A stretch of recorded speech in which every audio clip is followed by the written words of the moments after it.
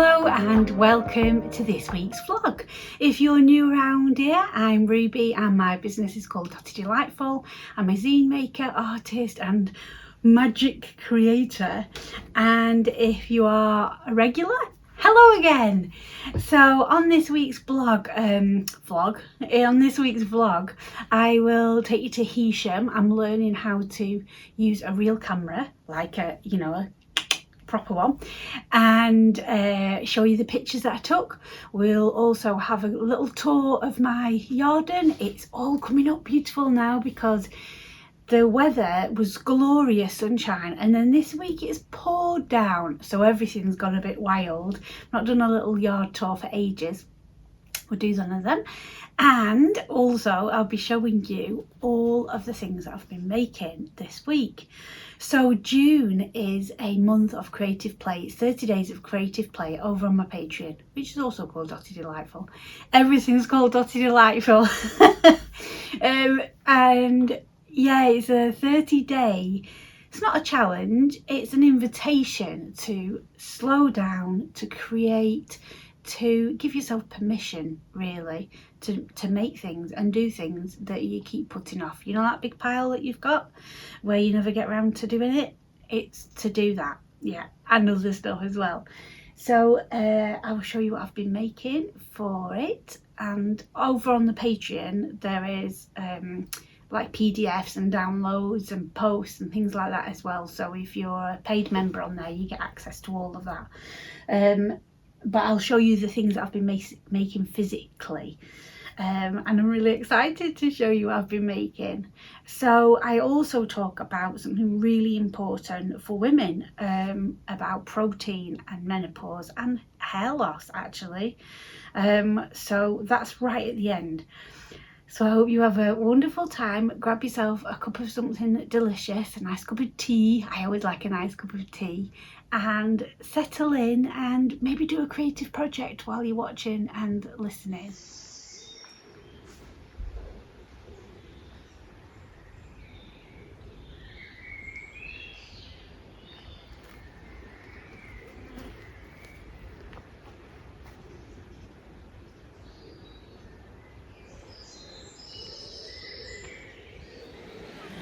Today Tom and I have come to Hisham. It is beautiful, and Tom's showing me how to use a proper camera, which is really helpful because I keep seeing loads of really beautiful things of nature, and my phone's great, but it'd be good if I could get some really good pictures. So I've got Tom's spare camera, and yeah, he's been showing me what to do, so fingers crossed I've got some good pictures. Let me show you the beach. Oh, it's gorgeous. Look at the light on the sea, and I don't think it's picking it up really, but that's the Lake District over there. You can't really see it very well.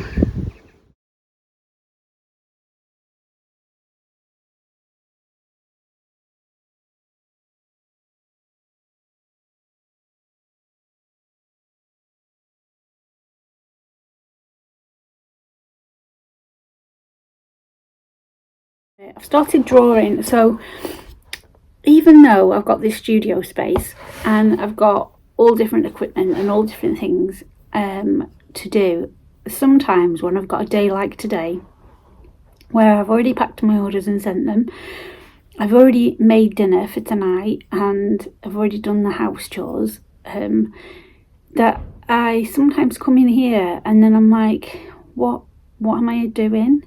And this is a really interesting thing that I think some of you will relate to as well, because when you've got a business, anything that you make is normally for the business, and somewhere along the lines your head transfers over to that, and it's really difficult for it to transfer back. So I've got everything I need. I've got a cup of tea in my flask, I've got music on my iPad, Badger's been for a walk and he's asleep on the chair, and I'm just like, right, I've got everything I need, and my head keeps saying, oh, but you need to do this, oh, you should do that. And And I want to share this with you to show you that I'm not immune from those intrusive thoughts as well.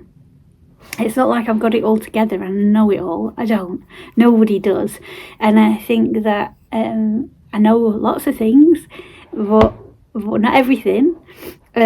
So I decided what I'm going to do is I've picked up my sketchbook. So this is just a plain sketchbook. It's called Sea White of Brighton. It's acid free, 140 grams. So it's the paper's quite thick, really nice. It's just like plain paper, and these are really reasonable. I get these from Cass Art online. That's a shop in the UK. They're only a couple of pounds, I think, but it's really nice quality paper. It's good for drawing on, it's good for painting on. So this is my sketchbook where I draw ideas and I write things down, what I want to make, and little notes and things like that, and ideas for pictures and things. So today I thought it was a good idea, because I can't get my head in the game, of making a couple of pages of things that I actually would like to make just for the sake of making. And the first one is a moss doll. So I've just started drawing ideas for her. She will have eyes, I've just not drawn them yet, and she's going to be all embroidered, and her hair's going to be all, looks like it's going to be all moss. I'm not quite sure how to do that yet. I might do it, I made some brooches that look like moss. I might do it the same as that.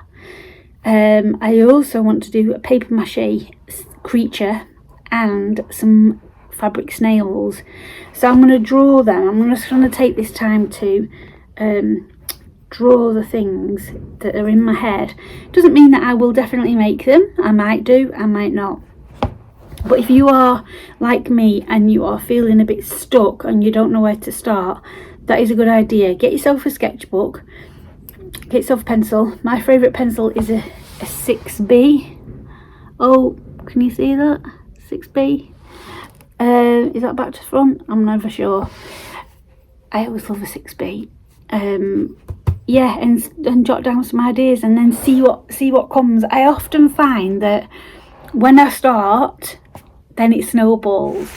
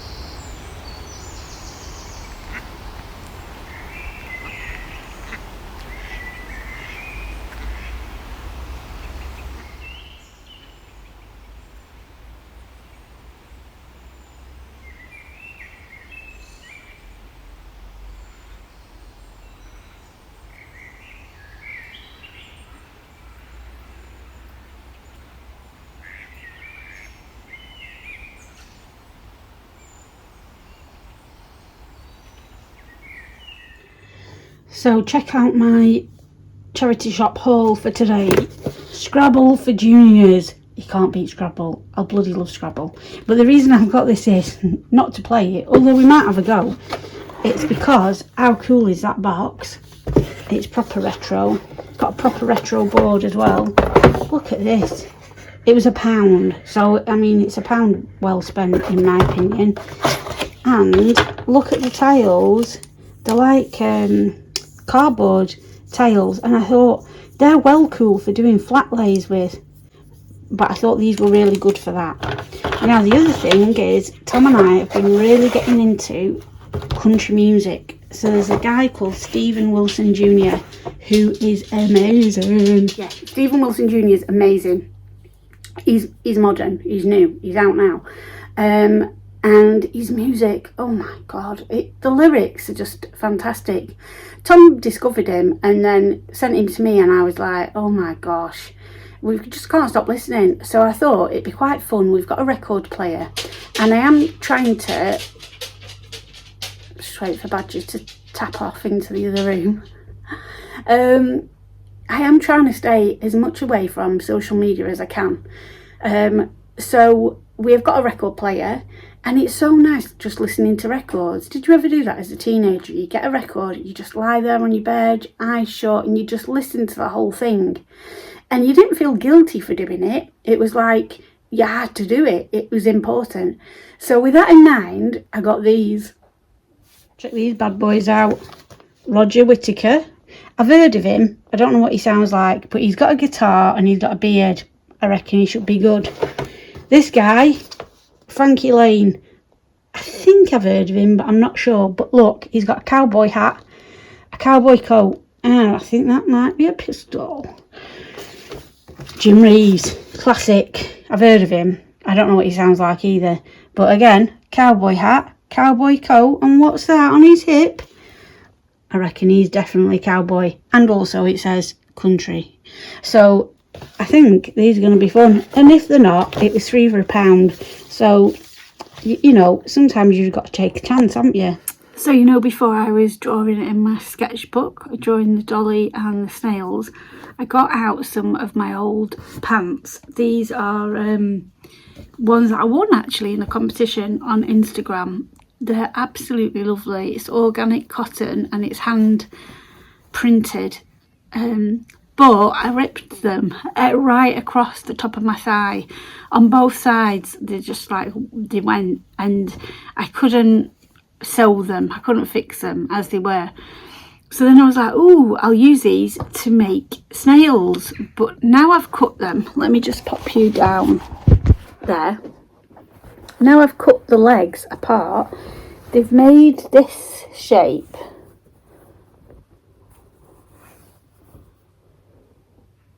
Like that. And I was like, oh my god, that's a skirt. So we call that dust that just come off then. So I've done that on both sides, and I'm thinking of putting extra panels in because that is never going to fit around my body once I've put a belt, not a belt, what do you call it?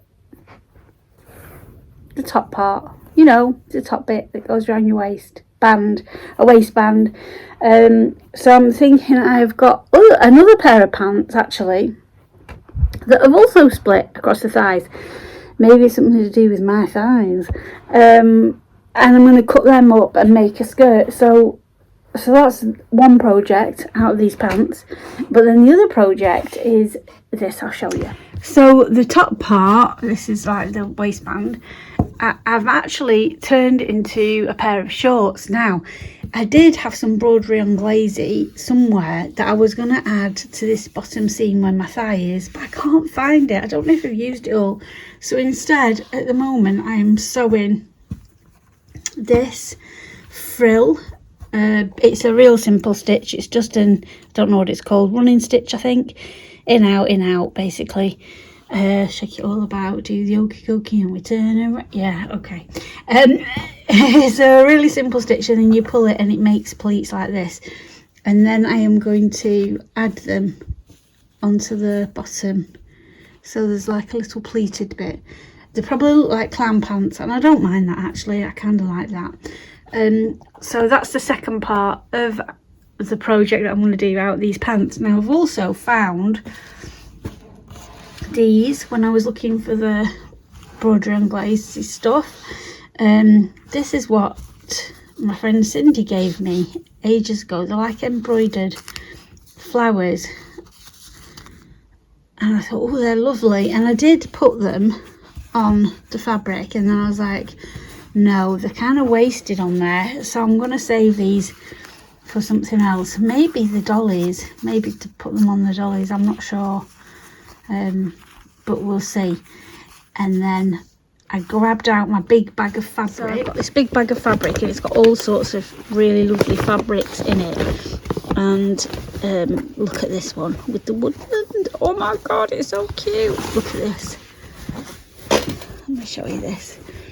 Look, and it's got foxes and squirrels and trees and mushrooms. Isn't it adorable? So there's quite a bit of this.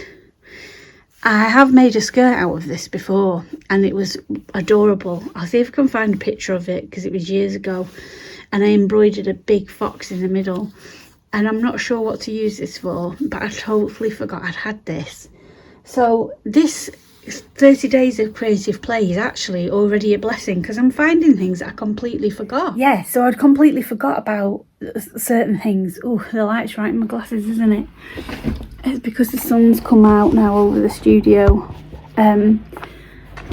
So it's brilliant. So if you don't know what 30 days of creative play is, it is over on my Patreon and it's for the whole of June, and it's exactly what it says it is, 30 days of creative play. No forcing, nothing to follow unless you want to follow things. And basically what I've done is sent out to my paid patrons, this is for paid for, a PDF for week 1 with all the different things on, and we've been doing about affirmations, getting our sacred spaces ready for creating, just giving them some ideas.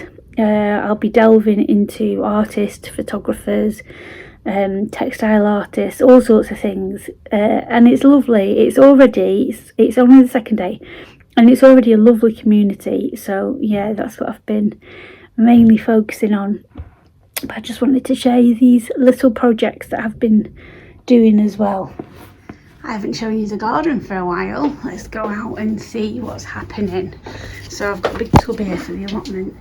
So in this little bed I've got all salads growing and some sweet peas at the back and some garlic, and then on the table I've got things to plant up: sweet peas, foxgloves, parsley and a wasabi rocket. And then if we move over to the window, this is my wild box. This is full of Herb Robert, Feverfew up there as well. There's all sorts growing in that, and then I've got my violas in there. And then look at this sycamore.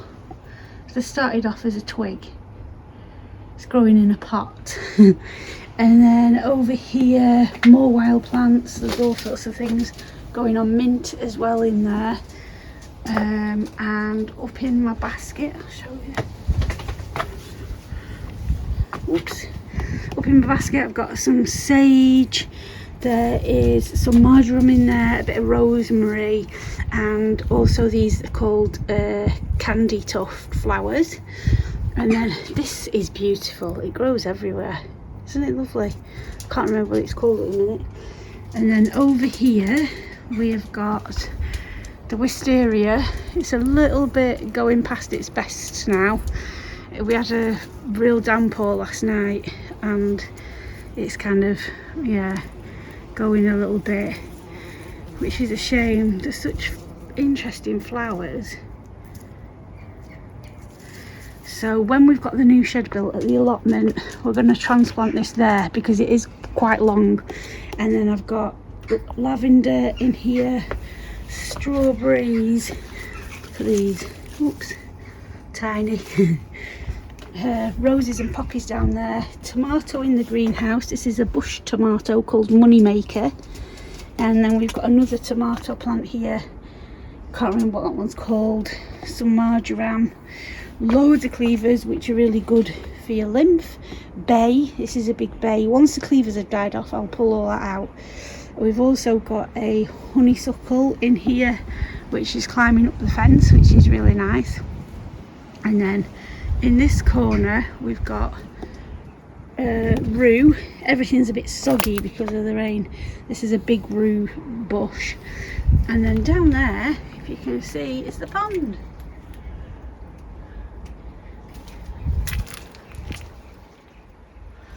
Can't see Froggy yet. So there's Stanley's tub, which is just completely covered by the buddly eye. Stanley was our doggy, bless him. A beagle. Oh, look, there's a snail.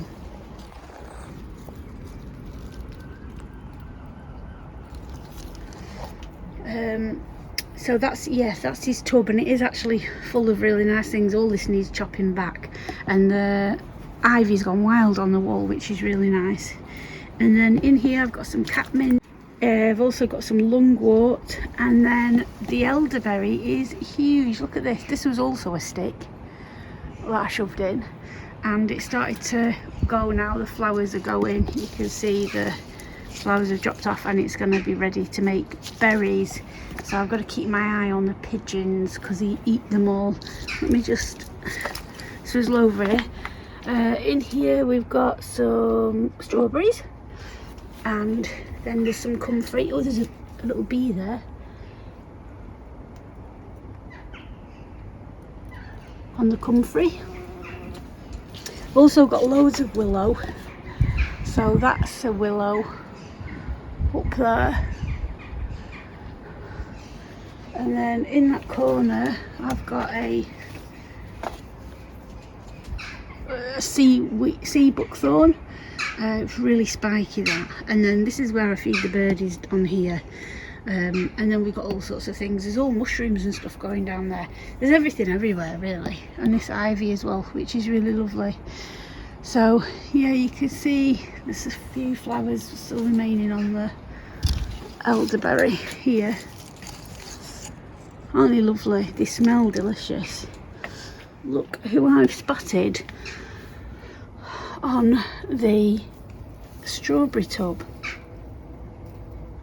He thinks he's clever, doesn't he? Little tinker.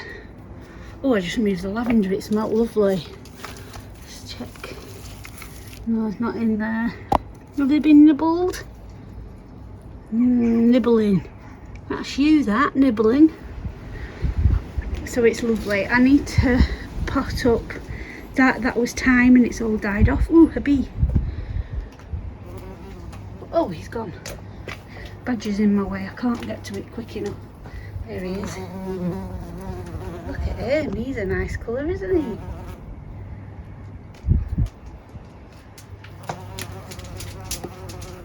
Ah, he's lovely. Yeah, I need to pot that up. So that's my little yard. We've just got back from the allotment. We've had a full morning at the allotment doing all weeding. It is never ending. Oh my goodness. It looks like a crazy jungle. And the caterpillars have been eating all my kale. So I'm not being outdone by them. So I've brought some kale home, and I've just started making a really delicious lunch. And I wanted to share it with you because it's so easy and simple to make, especially when you've not got much time and you're really hungry like we are. So this is really simple. In here we've got butter beans with the water in, a leek, some kale that we got from the allotment, some dill, it's dried dill, tops, some salt and pepper, and a splash of oat milk, and 2 cloves of garlic. And oh my god, it's delicious. And I'm also cooking some potatoes. So when they're ready, I'm going to tip them. I'm steaming them. So when they're ready, I'm going to tip them into the mix and then serve it with a nice bit of crusty toast. Honestly, oh, I'm so looking forward to it. It smells so good. I wish you could taste it. It's really creamy. Like, It's taken me about 20 minutes or something like that. So it's really simple. So I've been making some papier-mâché things. I can't remember what they're called. This is the first time I've ever done it. This is a tube with a ball of paper, and I filled it in there so it's nice and solid, and then I stuck the ball on top to make this person shape. And then I'm just doing another one. This is a bit thicker. It's a little bit wonky actually. And I've had to make the ball bigger so it kind of matches. It actually looks huge there, but it does match the size. So I'm going to stick that on next. and then I'm going to paper mache over them and see how it comes out. But that's what I'm currently working on. I did start doing a body, but it's too thin, and I wanted this one to kind of be like a sticky out shape, if you will, like almost like a dress. So you've got like a dress bit at the back. But yeah, that's what I am on with today. That's what I've been doing. I found out that word, what it's called. I want to say mould, but it's not a mould. Oh look, it's actually already got a little face going on. That's funny, isn't it? So yeah, it's been quite fun. And I'm also going to make a paper mache wand out of the painting that I've done on the stairs. So this is the painting that I was talking about, and that is the wand that I wanted to make. And because I didn't look at it, I started to make one upstairs, a paper mache one, and it actually looks different than the one in my painting. So I'm going to have to go and make another one that's like that. Why I thought it was like this, I don't know. But anyway, this is the start of it. So this is all masking tape and paper. So I'll carry on with this one, but I will make another one that looks like that. So this is where I'm up to. The dollies are ready now. The head's stuck on that one, which is good. And my wand is ready. I did pour some PVA in there to make the mix, and then I remembered that a lady said to tear up your strips of paper first, because otherwise you'll get all sticky glue fingers. So just tearing up some strips of paper, and these are actually zines that have been printed but they've got mistakes on them, or they've got ink blobs on them and stuff. So I do have this big box, and it's just all full of paper like that. And I've also got some paper shredded bits which I put inside to make it solid. So that's a top tip. So that's what I'm up to next. But it's tea time, so I'm going to try and do a bit before tea, and then maybe a little bit after dinner, and then finish off tomorrow. Well, the paper mache is going well. I have paper mache'd the first dolly, and she's damp. And I've also paper mache'd the wand that's in a pot at the minute, and that's damp as well. I've made another support for another dolly, and then look at this, look what I've got, a ducky. How cool is that? So my son eats eggs, and as soon as I saw the egg packet in the recycling, I was like, that is a beak, that is definitely a beak, look. So I'm going to have a pair. I'm going to make another one in a minute, so I'm going to have a pair of ducks. Isn't it amazing? Honestly, it's brought me so much joy. And that's why it's so brilliant just to play. So a little update on the paper mache. I have been putting layers, oh hang on a minute, let's do it like that. I've been putting layers of old zines that got, you know, they might have been printed wrong, over on them. So Ducky is quite hard now, and dollies are firming up as well. So they've got quite a few layers on. I think 3 layers so far on all of them, and I think I'm going to put another couple of layers on as well.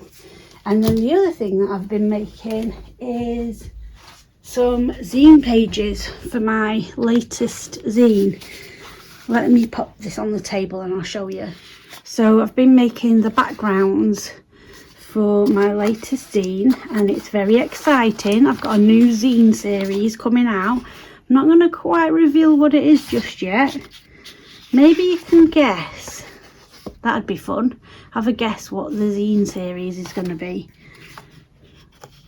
So these are all the backgrounds.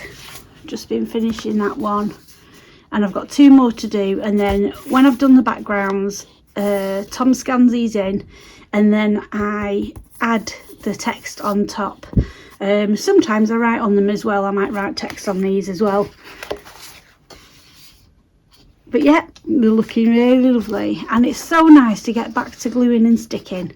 And as part of making these, or should I say what I've been using to make these, let me just put you there and move my stampers and stuff out of the way so you can see, is all of these. Sadly, my microphone ran out of battery and stopped recording. These are botanical packs.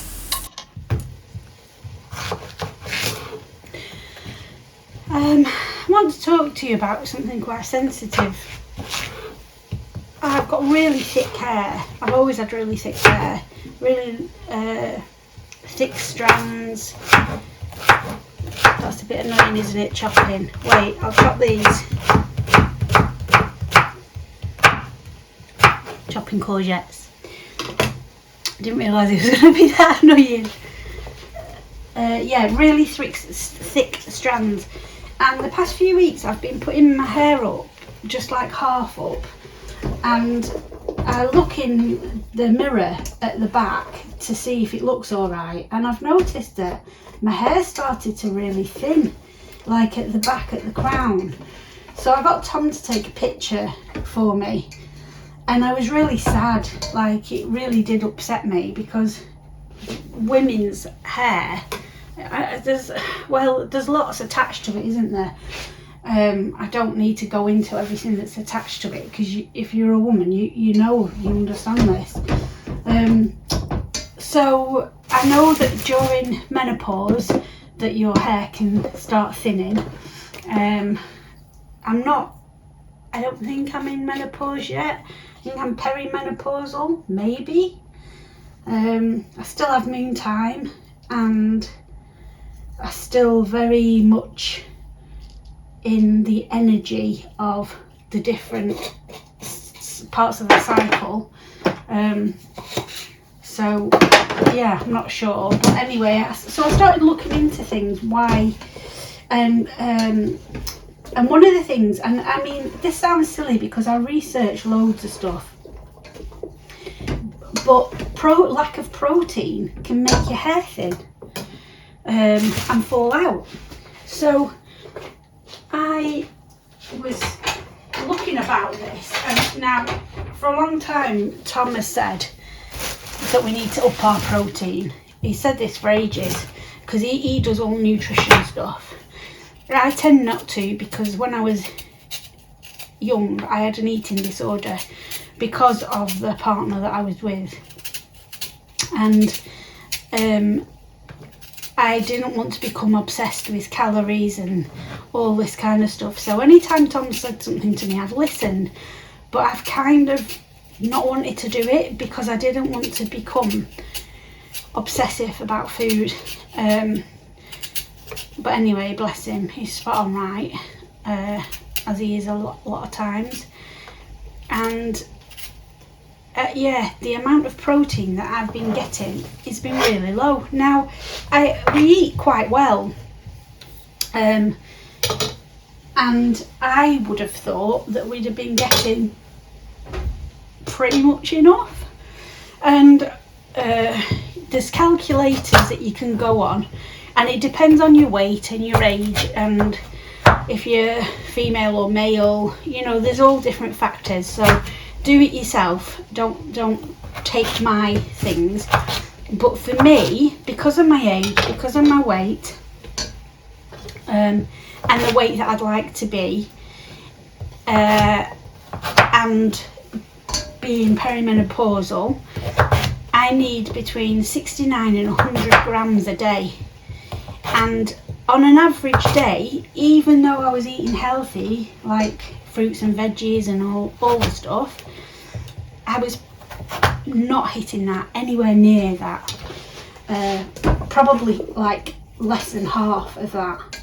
And I was like, whoa. And things that you think, so we did eat meat. It's not that we've grown up vegetarian or vegan, we ate meat for years. So we do eat vegan meat substitutes because we like the texture, we like the flavour, we like that bitiness that you get from it. And I presumed that those would be high in protein. And actually, when you look at them, they're not. They're not at all. So that was surprising. Now, you might be sat there thinking, oh, you should know all this stuff. But there's only so much, what do you call it? Like, I can't think of the word. There's only so much, not zone of geniuses, but do you know what I mean? Things that you're passionate about, there's only so much. And my passion, yes, I like eating food and I like cooking food, but it's not about all the different elements of it. The reason I'm vegan, and Tom is, it's for the animals. That's what it's for. And I don't want to go into the thing either of, oh, vegans don't get enough protein, where do you get your protein from? Because people always say that, and there are plenty of places to get it from. This is me, personally, just me, that wasn't paying attention. That's what it was. It was my own fault for not paying attention, because there are vegan bodybuilders that get plenty of protein. Do you know what I mean? Like, so this is just on me. So I don't want to be, I did consider not talking about this because of that, but actually I think it's really important, because I know a lot of women watch this channel and are of a similar age to me. So since finding this out, I was like, right, I'm going to eat what I normally eat and see how much protein's in that. And like I say, it surprised me that there wasn't very much at all. So then I've started, only this week, it's a new thing this, I've started looking at how I can boost my protein in different ways. And it seems you have to eat quite a lot more than I was eating, which may surprise you because of my weight.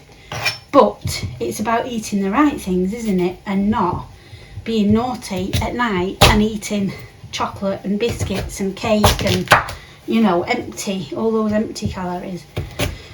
So it has given me a bit of a wake-up call, this hair loss thing, because you'd never know it. From the front you would never know. But apparently you can reverse it. So if you do lots of different things, and it's not just the protein, there's other stuff as well. So that's what I'm hoping to do, and I'm being really conscious now and aware of what I'm making and what I'm cooking. So some of the things that I found that are good and high in protein are lentils, beans, seeds and nuts, and tofu, which I knew that one already, seitan, and tempeh. Oh, I've just spilt leeks all over the cooker. So at the minute I'm making what am I making? I just make it up. Oh dear, I do make myself laugh. What am I making? I don't know. So Tom calls me Runty, that's his nickname for me, and he'll say, oh, what have we got for tea tonight? And I'll go, oh, runt mix, because I don't know what it is. So it's like a bit like a shepherd's pie, a deconstructed shepherd's pie. But I'm going to make it into more of a stew with tomatoes and stuff. So in here so far I have got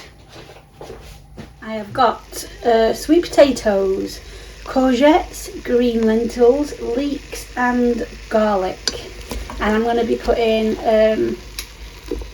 chopped tomatoes in here, and also I've got some chilli mix, which is high in protein as well, from Huel, that I'm going to be adding to it.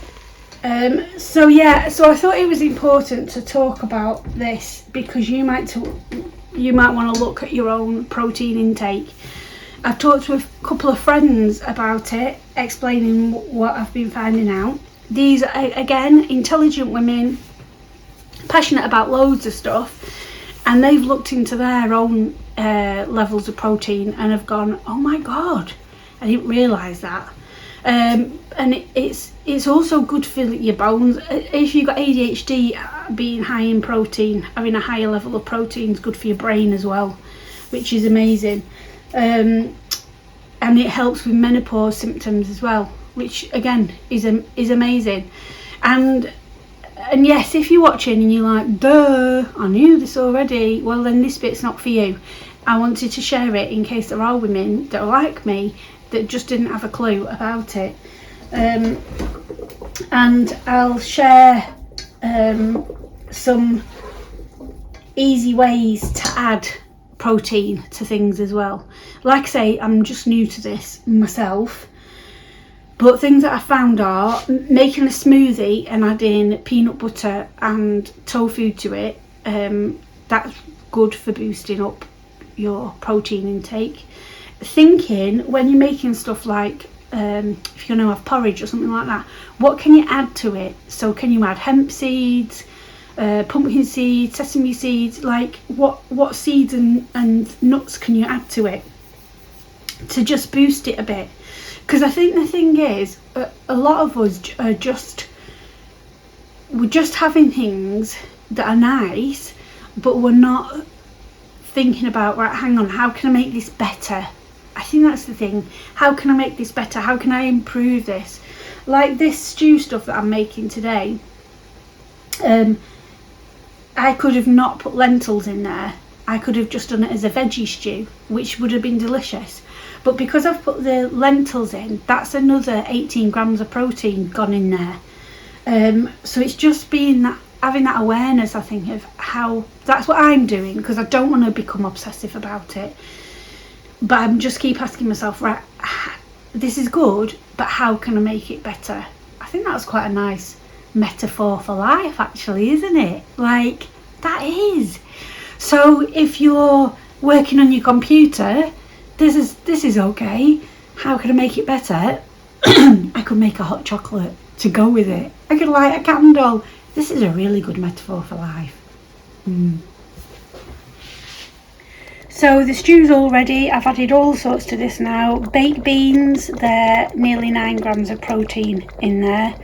I've added chopped tomatoes, spices, herbs, yeah, all sorts of stuff. So it's bubbling away nicely, and I'm going to put it in the Wonder Bag now to cook while I get on with my day. Thank you for watching this week's vlog. I hope you've enjoyed it. If you do, this is a little reminder to please like and subscribe, because when you subscribe it really helps algorithms and all that rubbish jazz that we know is out there in the world, and it gives a little boost, so YouTube show me to more people, which is really lovely. And I always love reading your comments, so if you've got anything to say, pop it down in the comments, and I love to read them and answer you all as well. It's like a really lovely community. I really love YouTube, and I'm so grateful that you're here. So I hope you have a fabulous weekend, what's left of it, and I hope you have a fabulous week, and fingers crossed that the sun comes back. Please, please, please, fingers crossed that the sun comes out. Until next time, have a wonderful week.